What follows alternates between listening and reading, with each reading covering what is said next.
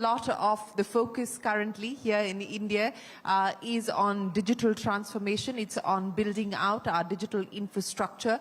A lot of work has already gone into that, whether we talk about what's happened at the government end or we talk about the private sector's participation in taking that journey forward. I have with me a diverse set of panelists here who are each going to talk about their individual stories and more importantly talk about why they're placing their bets on India. So very quickly, let me start by getting right into the heart of the matter. Mr. Ekholm, thanks very much for joining us here. Ericsson has a long-standing history and association with India. It's been a long committed investor in the Indian telecom story. Let me start by asking you about how you view India at this point in time. Just before, ladies and gentlemen, we came out here, Mr. Ekholm told me that if he was 25, India would be the place that he would be. Why is that? We're of course very excited to be in India. We came to India in 1903, so we've been here very shortly, 120 years. That was installing the first fixed switch. Since then we moved on and moved much more into wireless, and of course we're very excited about India. It's our biggest single employment base. We have more than 25,000 here. More than 2,000 in R&D, more than 500 in AI. So for us, this is one of the bigger commitments we have. We have almost 1 in 4 employees in India today. And what we are excited about is, of course, the build-out of 5G that's happening here, and the earlier build-out of 4G. And why is that exciting? Well, I think the consumer actually digitalized on top of 4G.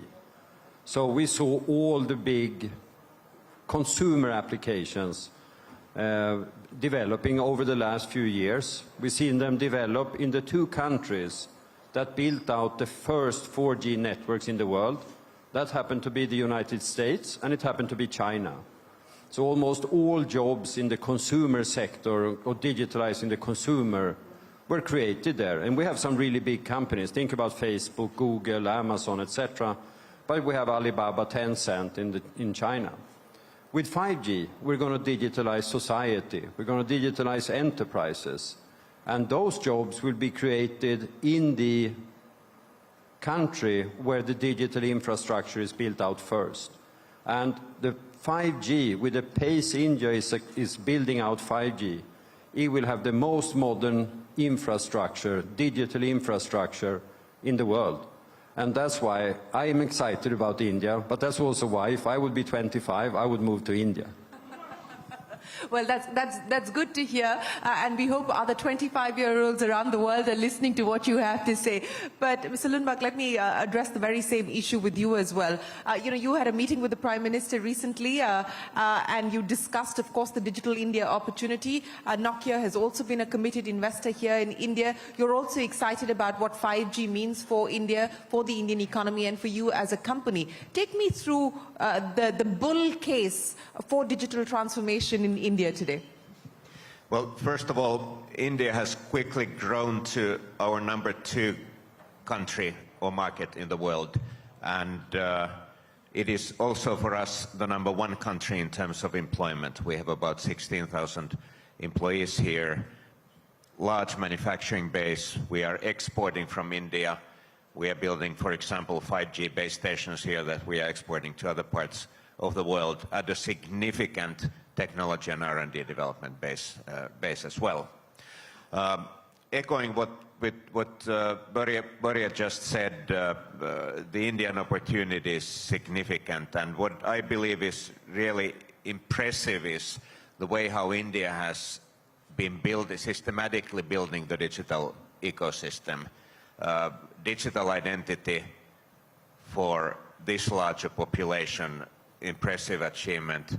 Digital payments, making the society more and more cashless, and now the most ambitious and the fastest, by a big margin, 5G rollout in the world. These all are building blocks for the future economic growth in any country, and India is really taking a lead in this respect.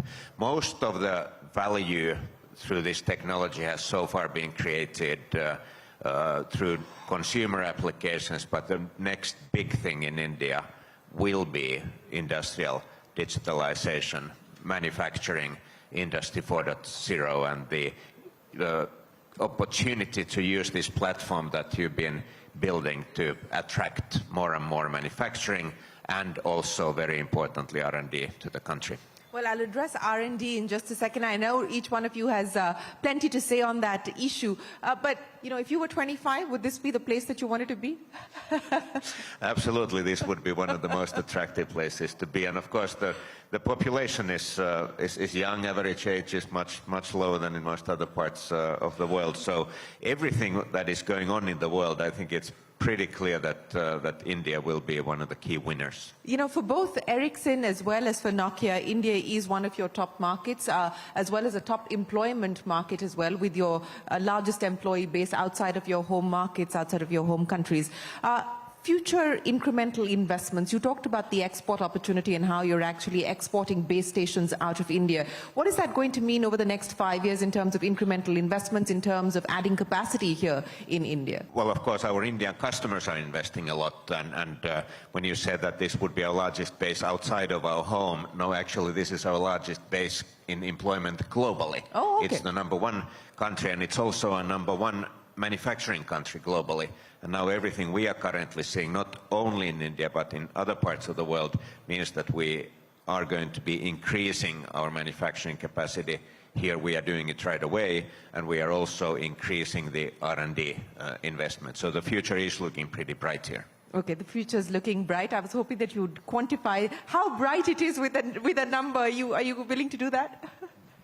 Well, that depends on how you define the scale. We have 16,000 people at the moment, and we are going to most likely be a much larger employer here in the future. But I am going to disappoint you, and I'm not going to quote you a number that how many people. But I will give you one number, which is actually in public domain.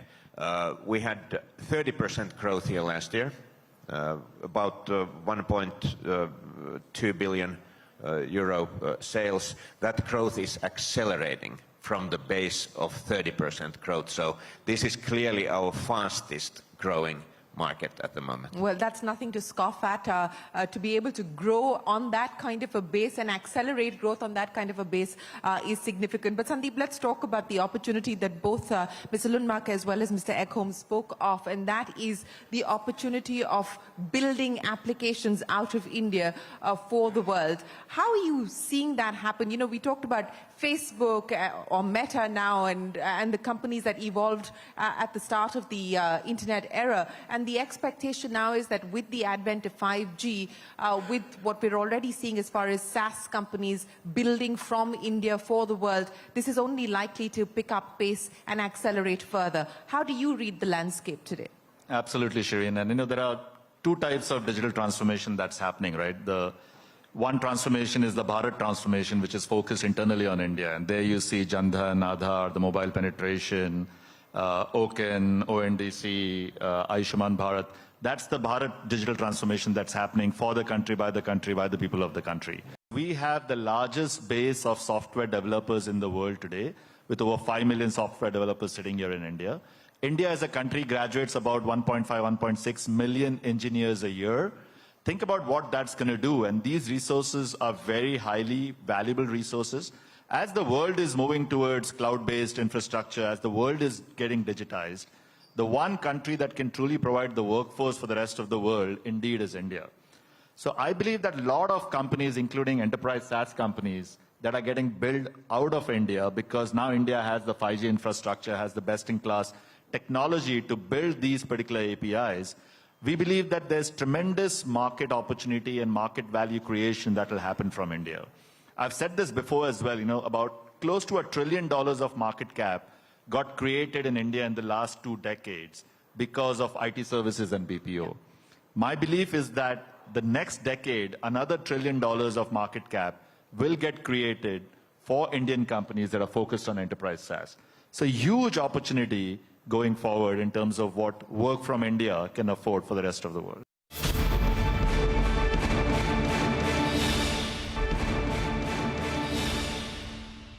Mr. Mr. Narayanan, I also want to get each one of you to talk to us about what you see as the global challenges. Because at this point in time, while India is relatively better positioned, we are not decoupled from what's happening in the rest of the world. And the world is vulnerable, whether we talk about inflation, we talk about interest rates, we talk about energy, we talk about food security. As a CEO today, how are you mapping the risks, the known knowns, and the unknown unknowns as well? I think it's a very good question, Shereen. I think one of the first tasks that I have as a CEO is to manage the environment, the consequences, and the risks that I face here domestically. And I think one of the things is that, and I've alluded to this before as well, I think the specter of inflation, especially food inflation, is still on us. We cannot wish it away, and we cannot assume that it's not going to be haunting us for a while. This clearly has implications in terms of price values, in terms of costs, in terms of incomes, expenditures, and all of that. Coupled with this, of course, the fact that we are a consumption-driven economy gives us a lot of hedge in terms of some of the global volatilities that we have, especially on things like fuel and other raw materials that we might tend to import over a period of time. But I think the important issue for us is really to use the opportunity that we have today of digitally transforming our businesses across the value chain. And I think there is so much of money to be unlocked in the value chain of organizations, be it logistics, be it procurement, be it quality management, be it manufacturing conversion, be it efficiencies in channel management, consumer management, etc. There is a huge unlock that is still available to organizations here. Again, taking the point of Sandeep on technology arbitrages and on talent arbitrages. So really for me, the agenda is really full with all the opportunities that I can unlock locally, and also with the overall consumer sentiment being reasonably positive. I think there is a full task here to be done, rather than getting myself worried unduly about, I like the war to end one day, but whether that is going to have a direct impact on me today. Honestly, it is more what I do in the organization and how the Indian environment treats me that is more important than what's happening globally. Oh, absolutely. You can only control what you can control at this point in time. But Mr. Ekholm, I want to understand from you the global perspective as well. Mr. Narayanan spoke about the war in Europe, and that continues now into its second year.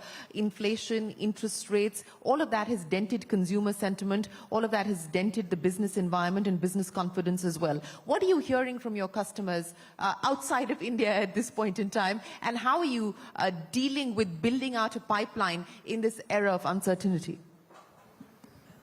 I mean, I will be honest to say I'm not a macroeconomist. I'm an engineer, so I provide that. But we talk to customers, and what's quite clear is the U.S. economy, and really, I mean, there are a couple of challenges that we could be afraid of. But if you start on the economic part, the U.S. is actually quite strong, seems to be doing fine.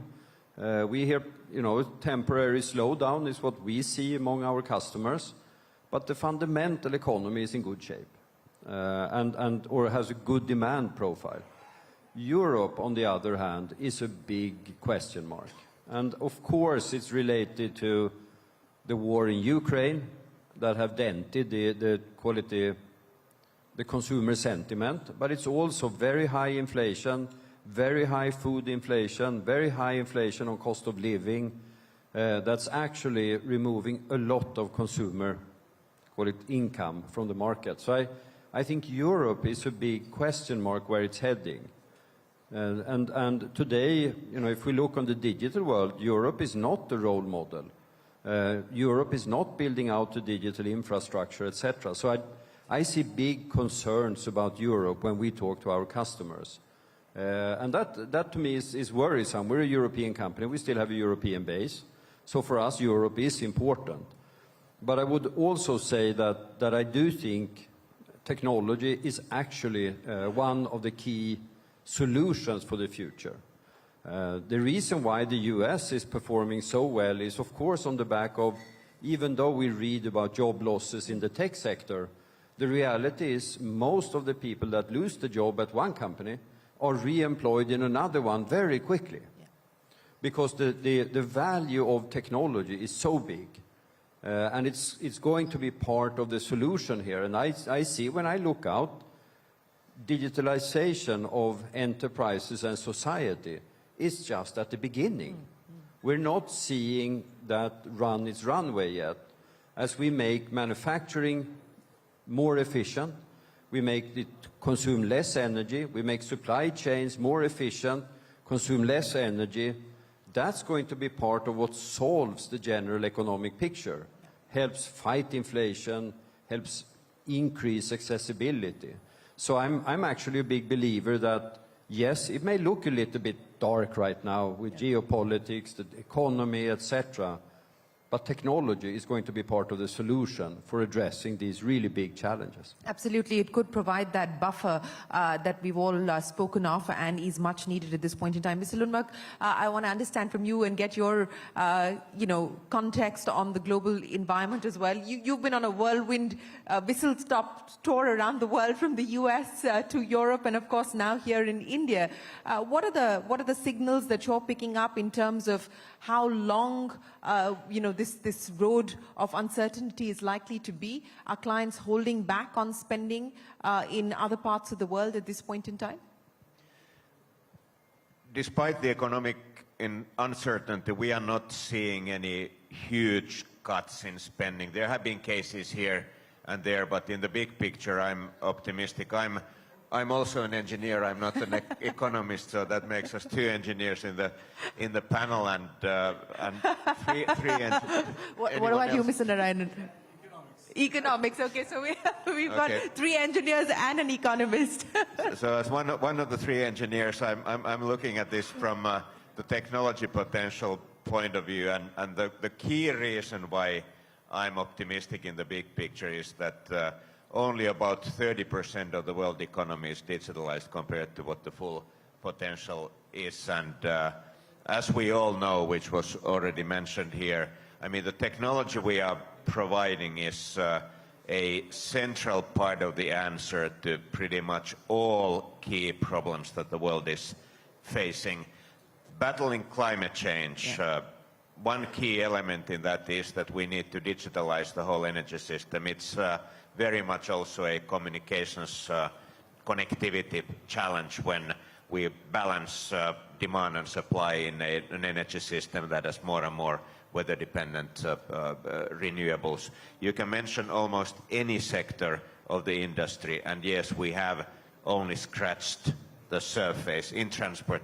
Wrap by asking each one of you to take us through what the plans are in terms of spends on your own digital transformation. A lot has already been done, but what more and where do you intend to put the money to work at this point in time, since you are also talking about how this can be potentially a lever to mitigate some of the risks we spoke of? So I think one thing is very clear, Shereen, for Nestlé, India is important and will always remain important. So if you look at our overall investments in this country, we have talked in the region of about 5,000 crores in the next 3 years. We spent 8,000 crores in 60 years. We're going to spend 5,000 crores in 3 years. We're looking at our places for our 10th factory, maybe our 11th factory. So there is a lot of positivism and born out of performance. This is not a let's hope for the best. This is based on performance of the organization and of the consumer. Really, 3 areas is where we will be putting our monies on the digital part. Number 1 is on the consumer. I think the consumer piece is absolutely exploding. I must confess, Shereen, I don't understand 90% of that technology, but I'm still given to believe. I've asked them simple questions on what does it do to the consumer. And really, the whole, whether it is everyday artificial intelligence or whether it is metaverse or whether it is the super app that people are talking about, I think the consumer end is really very, very exciting for us. So that's number 1. Number 2 is the sourcing end, and I think it was alluded to earlier in terms of what can be done in the agricultural sector. One of the big things for me, the dream for me, is that every single spice that I use every grain of wheat that I use, if I'm able to trace it back to a farm for a consumer and say, this is the assurance that I'm able to give you of the quality and veracity of what I'm giving you, not just as a brand name Nestlé, but in terms of ingredients, I think it will be a big deal. That can happen, Shereen, only with digital. There's no other way in which, and I can't have people counting the chilies and the mustard seeds from where they come and how they go. That's the second piece. The third piece, I think, the company globally and locally is wedded to sustainability. Sustainability involves not just things like water conservation, plastics, and dairy farming, but also involves enormous amounts of technological inputs in areas of efficiencies, effectiveness, and cost management. All of this we are seeing now increasingly as a company becoming more digitally oriented. So these three areas would really be the prime focus. Sandeep, Naik, Mr. Lundmark, Mr. Ekholm, and Suresh Narayanan, thank you very, very much for joining us here, for sharing your thoughts and your insights on what the road ahead looks like.